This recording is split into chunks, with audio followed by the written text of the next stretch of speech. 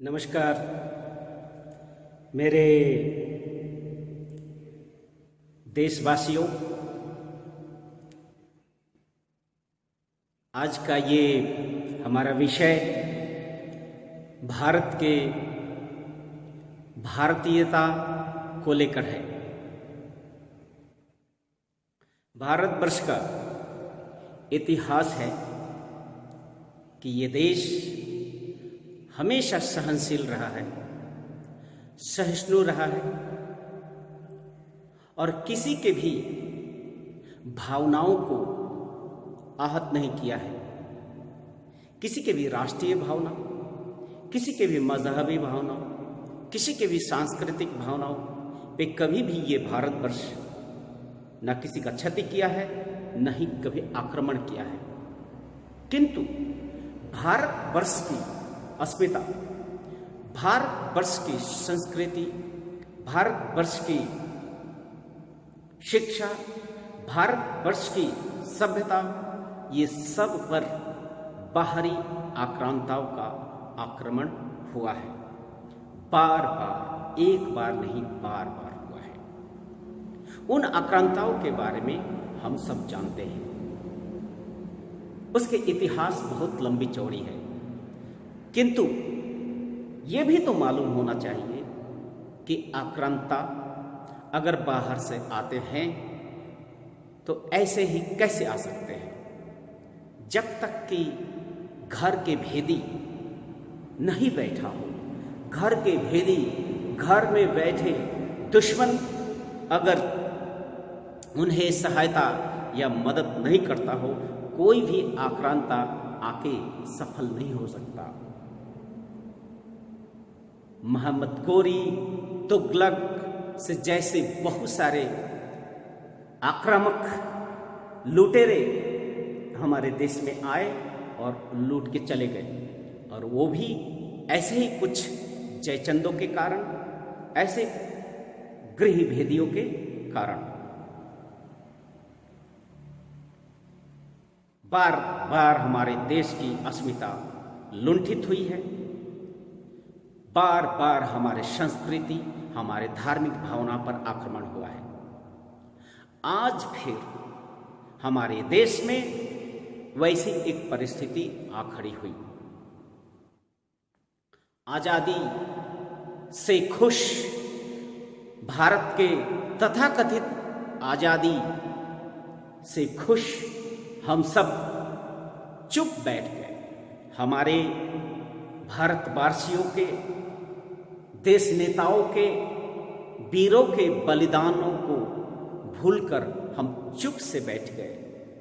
हमें ये तक नहीं पता चला कि हमारे देश के स्वाधीनता के नाम पर एक व्यवसाय, एक संधि हुई है, संधि चुकती हुई है, और वो संधि भी किसके साथ?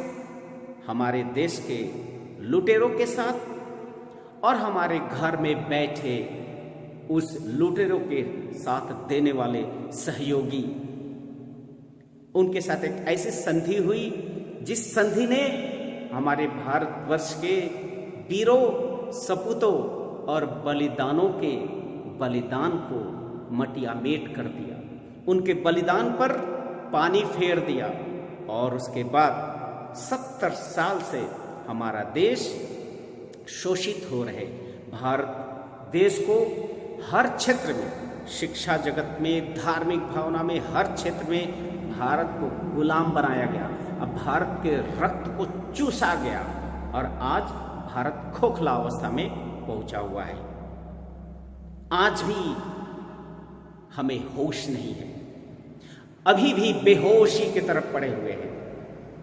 अभी भी परिवारवाद और खानदानवाद के लोग ही देश को लूटते आए हैं। आज भारतवर्ष फिर ऐसे ही एक परिस्थिति, ऐसे ही एक विभीषिका के इंतजार में है। ऐसे ही ये ध्वंस के स्तूप में, बारूद के स्तूप पे खड़ी है ये भारतवर्ष। हमारी भारत माता की अस्मिता आज खतरे में है। आज हमारे पड़ोसी देश हमारे देश को निगल जाने के लिए तैयार है, उद्यत है।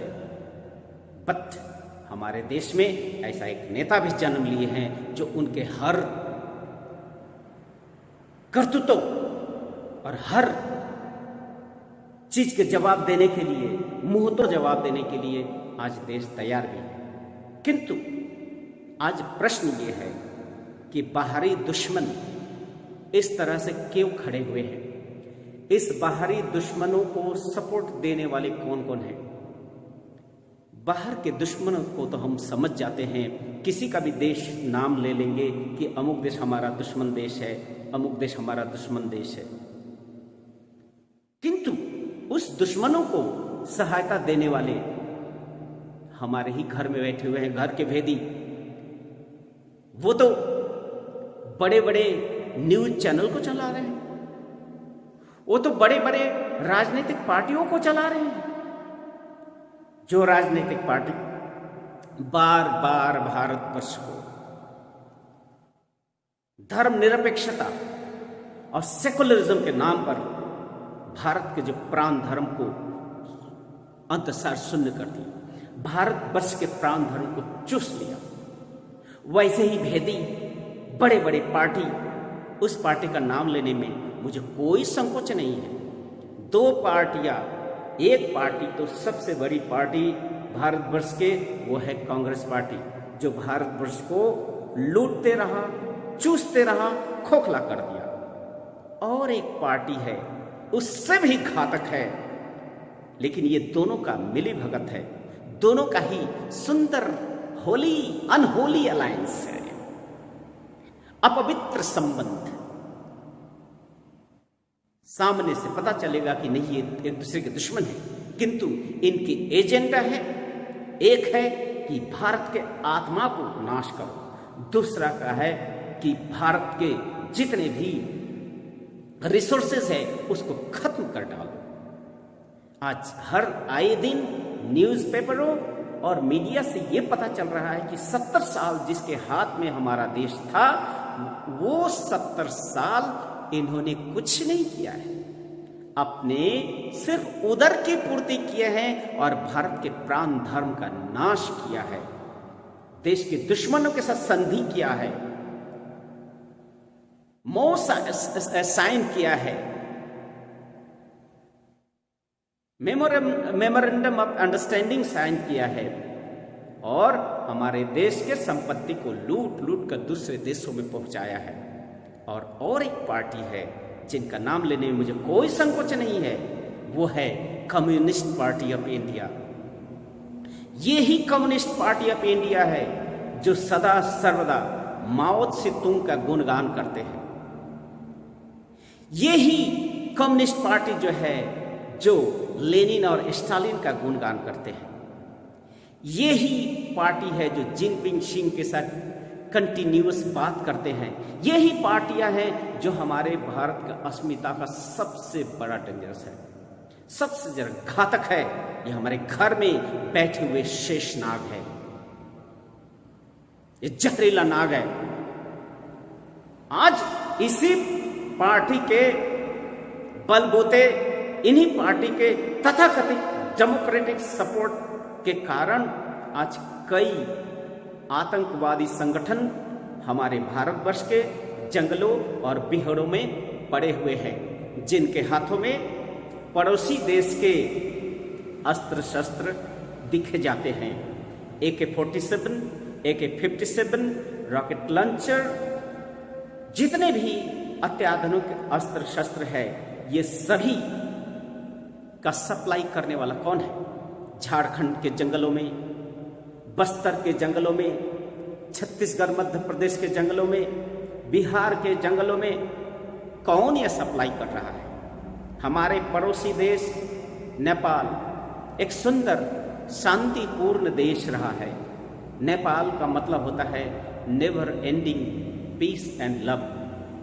उस देश का राष्ट्रीय धर्म ही था शैव धर्म। अदर वर्ल्ड में वहां का राष्ट्रीय धर्म हिंदुइज्म था, जहां पर कोई देश अब तक आक्रमण नहीं किया, उसका शांति को कोई भंग नहीं किया। बट यही कम्युनिस्ट पार्टी भारत का कम्युनिस्ट पार्टी और चाइना का कम्युनिस्ट पार्टी, ये दोनों ने मिलकर नेपाल के उस राष्ट्रीय अस्मिता और मर्यादा को खत्म करके अस्थिर एक हिंस्र क्रांति के द्वारा नेपाल का नाश किया, नेपाल का राष्ट्र धर्म को नाश किया। और आज वही नेपाल जो भारत के साथ सदा मैत्रीपूर्ण व्यवहार रखा था, वही कम्युनिस्ट पार्टी के लीडरशिप के कारण आज भारत का दुश्मन बना। ये हमारे देश में बैठे हुए जो कम्युनिस्ट लीडर्स हैं या कम्युनिस्ट पार्टियां हैं, ये भी चाहते हैं कि चाइना के साथ मिलकर भारत के राष्ट्र धर्म को खत्म करके ये भारत में भी कम्युनिस्ट राष्ट्र एस्टेब्लिश्ड हो, प्रतिष्ठित हो। इसके लिए वो हर संभव कोशिश किया। इन पार्टी ने नेताजी सुभाष चंद्र बोस को तोजो का कुत्ता तक कह दिया। जो लौह पुरुष, राष्ट्र पुरुष, भारत के पहला प्रधानमंत्री, उनको इन्होंने तोजो का कुत्ता कहा है। जितने भी धार्मिक नेता है, धार्मिक संगठन है, ये सभी इन पार्टियों के आंख के काटे हैं। भारत की भारतीयता और भारत के प्राण धर्म, सनातन धर्म, भागवत धर्म जब भी पनपता है, ये पार्टियों को कष्ट होता है। इनको माओ त्से तुंग का गुणगान करने में इनके जुबान थकते नहीं हैं। इनके जुबान स्टालिन, लेनिन और मार्क्स से गुण गाथा गाने में इनको थकती नहीं है।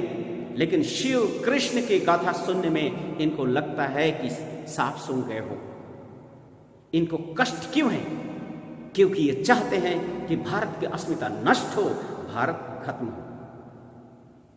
भारत के जितने भी नेतागण अभी है, देश के लिए जो कुछ भी कर रहे हैं, उनको मेरा ये कहना है कि आप अगर सचमुच में देश को अगर बाहरी दुश्मनों से रक्षा करना चाहते हैं, जितना आप बॉर्डर में अपना सिक्योरिटी फोर्स का शो कर रहे हैं, डेमो दिखा रहे हैं, वही डेमो जरा सा ये अंदर में बैठे हुए जो भेदिए हैं, इनको अगर सीधा करने में लगाते तो शायद आज चाइना और पाकिस्तान हमारे सामने सर खड़ा करके नहीं उठता। इसलिए देश के जितने भी नेता हैं, इनसे मेरा अनुरोध है कि इन भेदियों को पहले सेट राइट करें, इसको सीधा करें। जब तक यहां पे बैठे न्यूज मीडिया, न्यूज चैनल के डायरेक्टर, एडिटर यानी ये सो कॉल्ड मानवतावादी दिखाने वाली ये कम्युनिस्ट पार्टी और तथाकथित भारत के पुत्र कहलाने वाले ये कांग्रेस पार्टी के खानदानी लीडर, ये सारे देश के गद्दार है। इमरजेंसी ने देखा है कि इमरजेंसी में भारत के प्राण धर्म को मानने वाले आनंद मार्ग संस्था को किस तरह से नास्त नबूद करने का ये पूरे कांग्रेस पार्टी ने कोशिश किया है। भारत के प्राण धर्म को मारने वाले और जितने भी संगठन है, उस सब को नाश करने के लिए क्या नहीं कोशिश किया है। श्री श्री आनंद मूर्ति जी को, आनंद मार्ग के प्रवक्ता, उनको मारने की कई प्रयास किए गए, जिनमें एक सबसे बड़ी जो थी वो है उनको पॉइजन दे देना। पॉइजन तक दिया गया है। क्यों? आनंद मार्ग ने किसी का क्या बिगाड़ा है? आनंद मार्ग के सन्यासियों ने किसी का क्या बिगाड़ा है? ये तो देश उत्थान के लिए, देश कल्याण के लिए सदा सर्वत्र अपने आप को त्याग किए हैं। अपने माँ बहन भाई, अपने आत्मीय स्वजन को त्याग कर एक गेरुआ ड्रेस पहन के देश मातृका की सेवा करने के लिए, विश्व के कल्याण के लिए, भागवत धर्म के उत्थान के लिए यहाँ पर प्रस्तुत हुए हैं। लेकिन ये communist party of India and Congress party ने हमारे ये संगठन को बर्दाश्त नहीं कर पाया। क्या क्या नहीं किया। कभी मुड़ कटवा, कभी नरमुंड लेके नाचने वाला, देशद्रोही, क्या क्या नहीं कहा। आज जब सरकार के हाथों में प्रमाण है कि देश प्रेमी कौन है और देशद्रोही कौन है, ऐसे देशद्रोही नेता और पार्टियों को हमारे भारत के देश में रहने का अधिकार है? किस तरह से अधिकार है, किस हैसियत से वो अपना अधिकार शो करते हैं कि ये भारतीयता है, जो भारतवर्ष के उन्नति और उत्कर्ष के लिए जो कभी कुछ सोच ही नहीं रहा है, न कुछ कर ही रहा है। ऐसे पार्टियों को क्या करना चाहिए? आज लद्दाख, सियाचिन से लेकर दिल्ली तक ऐसे ही दलाल लोग बैठे हुए हैं। जम्मू कश्मीर से लेकर दिल्ली तक, भारतवर्ष के यूनिवर्सिटियों तक इनके दलाल बैठे हुए हैं। वो कभी भी भारतवर्ष के प्राण धर्म को बचाने वाले जितने संगठन हैं, पार्टियां हैं, उनको बर्दाश्त, उनके जुबान से उनका सिर्फ और सिर्फ समालोचना, क्रिटिसिज्म ही मिलेंगे। कभी भी एक अच्छा शब्द उनके जुबान से नहीं निकलेगा। लेकिन पड़ोसी देश में क्या हो रहा है, जो भ्रष्टाचार में डूबे हुए हैं, अत्याचारी है, उनके प्रशंसा से इनके जुबान थकते ही नहीं है। तो क्या अभी भी हमारे भारतवर्ष के लोग, भारतवासी चुप्पी साधे हुए हैं? आज तृतीय विश्व युद्ध के कगार पे हैं। आज भारतवर्ष के बाहर से मित्र देश हमें सपोर्ट करने के लिए तैयार है, लेकिन हमारे भारतवर्ष में बैठे हुए दुश्मन कभी नहीं चाहता है कि हमारा देश उत्कर्ष पर पहुंचे। यह चाहता है यहां बैठे हुए कम्युनिस्ट पार्टी और कम्युनिस्ट गुंडे और ये कांग्रेस पार्टी, ये चाहता है कि भारत फिर पुनः गुलाम बने, और ये गुलामी ये चाहता है कि चाइना के हाथ में हो। ये कैसे बर्दाश्त हो सकता है? हम एक सन्यासी हैं। मेरे लिए कोई भी देश न छोटा है न बड़ा है। मैं तो ये मानता हूं, हरि पिता है, माता गौरी है। ये स्वदेश हमारा अपना देश है। वसुधैव कुटुंबकम हमारे दिल में बैठा हुआ है। ये भावनाएं ओत प्रोत से बैठा हुआ है। हमारे जहनों में वसुधैव कुटुंबकम की भावना है, जो भगवान श्री कृष्ण और भगवान शिव ने हमें सिखाया है। हमारे खून के कतरे कतरे में भागवत धर्म, सनातन धर्म और भारतीय अस्मिता और संस्कृति हमारे बसी हुई है। किंतु आज हम भारतवर्ष की सपोर्ट में हैं। क्यों? क्योंकि जन्मभूमि है हमारा। ये हमारा जन्मभूमि है, और सिर्फ जन्मभूमि नहीं, ये भारतवर्ष का ये गरिमा है कि वो किसी को कभी न हेय दृष्टि से देखा है, न किसी को छोटा देखा है। सबको, सबके सद्बुद्धि, सबके कल्याण और उन्नति का सोचा है ये हमारा भारतवर्ष। लेकिन सबके उन्नति और कल्याण करते करते करते करते हम अपना अस्तित्व खो बैठे। सेकुलर कहते कहते हम अपने धर्म को खो बैठे। जब हम अपने धर्म की बातें करते हैं, जब हम धर्म की साधना, योग साधना की बातें करते हैं, तो लोगों को सेकुलरिज्म खतरे में हो जाती है। जब हम भागवत धर्म, गेरुआ की बातें करते हैं, तो ये सेकुलरिज्म का नाम देते हैं। ऐसे दोगला, इसको डबल स्टैंडर्ड दोगले कहते हैं। ऐसे भेदी, घर के भेदी को हमें देखना होगा, इनको आइडेंटिफाई करना होगा और इनको नष्ट नबूद करना होगा। नहीं तो भारत का दुश्मन कभी भी हमारे देश की अस्मिता को नाश कर सकता है। दुश्मन मुंह बाए हुए हैं, मुंह खोले हुए हैं। मौका मिलते ही भारतवर्ष को ग्रास कर लेगा, तभी भारतवर्ष वासियों का नींद खुलेगी। हे भारतवासी, जगो और तुम्हारे घर में बैठे हुए इन दुश्मनों को सही रास्ता दिखाओ। बंद कर दो इन सबको जेल में, क्योंकि ये जब तक ये जीवित है तब तक हमारे भारत की अस्मिता खतरे में है। जब तक ये बाहर है, जब तक इनको बोलने की स्वाधीनता मिलेगी, तब तक ये हमारे देश को कुठाराघात करेगा, कुल्हाड़ी से मारते रहेगा, हमारे पैरों को काटेगा, हमारे घर के स्तंभों को काटेगा, हमारी संस्कृति, हमारी शिक्षा, सबको ये नाश करेगा। इसलिए हे मेरे भारतवासियों, आज हमारा देश जो विश्व गुरु बनने जा रहा है, अपने आध्यात्मिकता, अपने दर्शन, ज्ञान, विज्ञान और सहिष्णुता के कारण, इसके पथ पे, प्रगति के पथ पे सबसे बड़ी बाधा ये कम्युनिस्ट पार्टियां, कांग्रेस पार्टियां हैं। इसके विरुद्ध में हमें सशक्त एक व्यवस्था बनानी होगी और हमें एकजुट होकर इन तथाकथित घर के भेदियों के विरुद्ध में लड़ना ही होगा, संघर्ष करना होगा। आज हमारे देश के हितैषी जितने भी नेता हैं उनसे भी अनुरोध है, आइए हम लोग हाथ से हाथ मिलाएं, इन घर के भेदियों को पहले सेट राइट करके तभी देश के उत्कर्ष को हम आगे बढ़ा सकते हैं, प्रगति के पराकाष्ठा में बैठा सकते हैं। इसलिए घर के भेदियों को सेट राइट करना होगा। जितने चैनल्स हैं जो हमारे देश के सिक्योरिटी के सीक्रेसी को मीडिया में फैलाते हैं, सबसे पहले इसको टाइट कीजिए। हमारे देश कितने जवान कहां पर गए हैं, कौन सा अस्त्र लेके गए हैं, ये न्यूज़पेपर का विषय है, ये टीवी चैनल में दिखाने लायक चीज है। जो हमारा देश का सुरक्षा का सीक्रेसी है उसको न्यूज़पेपर के माध्यम से, सोशल मीडिया के माध्यम से ये दिखाया जा रहा है कि हमारे कितने सेना गए हैं और कौन कौन सेना कहां पर बैठे हुए हैं। ऐसे देशद्रोहियों को पहले आइडेंटिफाई करना ही होगा, तभी हम हमारे भारतवर्ष को बचा सकते हैं। नहीं तो फिर भारतवर्ष गुलामी के कगार पे है। भारतवर्ष को दुश्मन कभी भी निगल सकता है। इस सर्वग्रासी जो मानसिकता है, इस सर्वग्रासी मानसिकता दुश्मन देश से बचने के लिए हमें एकजुट होना होगा। हमारे सेना, हमारे वैसे नेता जो इस देश के उत्कर्ष के लिए सदा तत्पर हैं, उनका साथ देना होगा। धन्यवाद, नमस्कार।